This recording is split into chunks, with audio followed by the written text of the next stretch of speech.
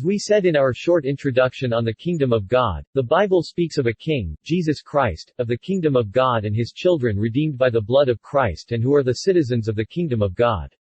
In simplified terms, Dr. Munro defined the kingdom of God as a country which is ruled by King Jesus Christ influencing its territory, the earth, and its citizens with his will, purposes and intention, producing by the Church, the culture of the kingdom of God and reflecting through us the nature and way of life of God and of our King Jesus Christ. The kingdom of God is the governing influence of a king over his territory, affecting him with his personal will, purpose and intention, producing a culture, values, morals and lifestyle that reflect the king's desires and nature for his citizens. The kingdom of heaven is the sovereignty of the king, God, over a territory, earth, influencing him with his will, purposes and intention, producing a citizenship of people, ecclesia, the church, who express a culture reflecting the nature and way of life of the king.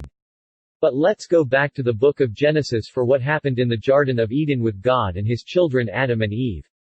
And better understand the influence of the garden. First of all, it should be made perfectly clear that the kingdom of heaven is not a religion and has nothing to do with religion. In fact, many religions take pride in separating religion and state and seeing the two as opposing entities with no common relationship. The dilemma is that the kingdom is a state government with all the hallmarks of a state.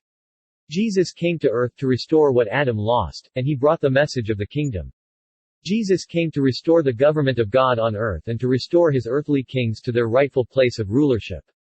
Adam lost a kingdom, not a religion, and therefore the Creator's redemptive work would be the restoration of his kingdom on earth.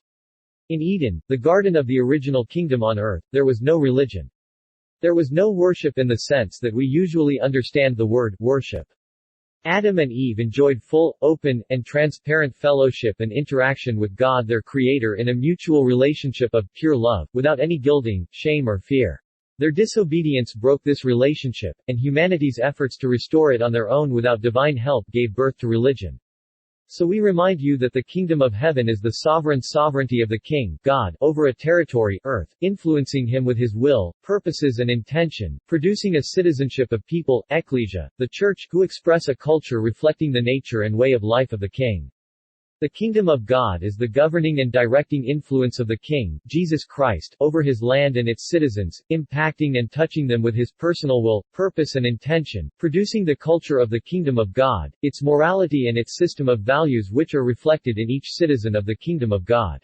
Therefore, as we have already seen, the kingdom of heaven is a true literal country, although it is invisible to physical eyes because it is spiritual in nature. As King of Heaven, the great idea of God was to extend the influence of his heavenly country on, and through the earth. So, we are really talking about two things here, the land of God and its influence. By reading the four Gospels of the New Testament, Matthew, Mark, Luke and John, it immediately becomes clear that Jesus used two similar but different expressions to refer to the king's land, and the king's influence. He referred to the kingdom of heaven, and at other times to the kingdom of God. Although it is common to use these terms interchangeably, there is an important difference in concentration. The expression kingdom of heaven refers to the literal place, the country seat of God. Kingdom of God, on the other hand, refers to the influence of the king wherever it extends, but especially its extension into the earthly realm. Another way to explain the distinction is to say that if we can go to the kingdom of heaven, we can bring the kingdom of God to earth. Heaven is the place, the kingdom of God is influence. This is why Jesus said, "The kingdom of God is in you," Luke chapter 17 verse 21. Wherever the kingdom of God is, the kingdom of heaven has influence. So wherever we go as citizens of the kingdom, the influence of the king should go hand in hand. The most powerful expression of any nation is its culture, its values, morals, customs, codes of conduct, standard of living, clothing styles, food and eating practices, etc. A strong and rich culture can exert an influence far beyond its geographic boundaries. France is a good example. Historically, French culture has a high and proud heritage, with truly global influence, particularly in the areas of language and the culinary arts. Lots of English words, croissant for example, were borrowed directly from French or originate in French culture or are of French derivation. French cuisine is rightly famous around the world, and so influential, that even to this day most of the terminology used in Western cuisine is French, like le sauté. One of the reasons French culture had such an influence is that Louis XIV, the Sun King, was the most powerful monarch in European history. The culture of his kingdom spread not only throughout Europe, but also in all the colonized nations of the world, originally by European nations.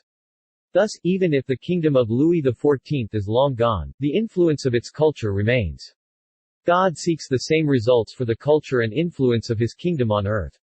God through Christ wants people around the world to see proof of his kingdom in the values and lifestyles of its citizens and to be drawn to this influence. Simply put, the Bible speaks of the kingdom of God, the fall of the kingdom, and the rebirth of the kingdom of God on earth. It tells the story of an established kingdom, a kingdom lost, and a kingdom found again. The first 2 chapters of the book of Genesis describe the establishment of the earthly kingdom of God under the leadership of Adam and Eve, whom God created in his image, and to whom he then gave rulership and dominion. Genesis chapter 3 tells of how Adam and Eve lost their earthly kingdom, while the rest of the Bible relates to God's plan to reclaim and take back this kingdom, and restore it to its former place. Let's take a look at what a kingdom entails, in order to better understand the message of Jesus Christ and the Bible.